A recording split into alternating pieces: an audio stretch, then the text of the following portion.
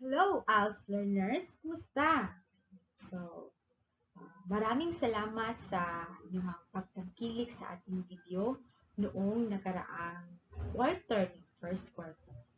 So, ngayon ay ang topic natin ay tungkol sa Learning Strand 6, Digital Citizenship, at ito ay para sa ating mga learner na enroll sa elementary at junior high school. So, here are the parts of the computer and their function.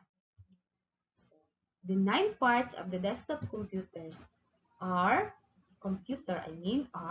monitor, printer, speaker, headset, CPU, mouse, keyboard, web camera, and scanner. So we will know what are their functions. So the function of each part of the desktop computer. Monitor. Monitor is an output device that displays information in pictorial or text form. Scanner. Scanner is a device which scans documents in order to convert them to a medium or a digital medium. Printer. Printer is an output device that prints paper documents. Speaker.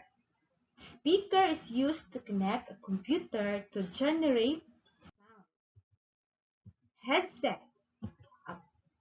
Headset is a plug into a computer line out or speaker's port.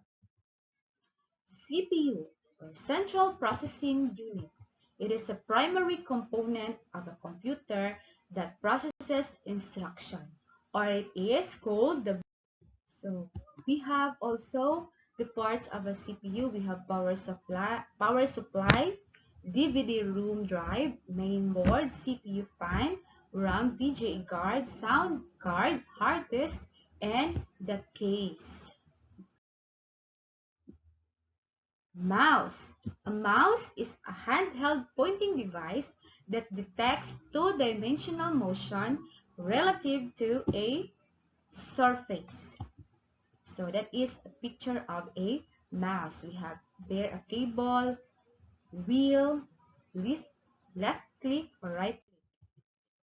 Keyboard. Keyboard allows user to input text into a computer or any other electronic machinery. So that is the picture of a keyboard. Web camera. Web camera is a small digital video camera directly or indirectly connected to computer or a computer.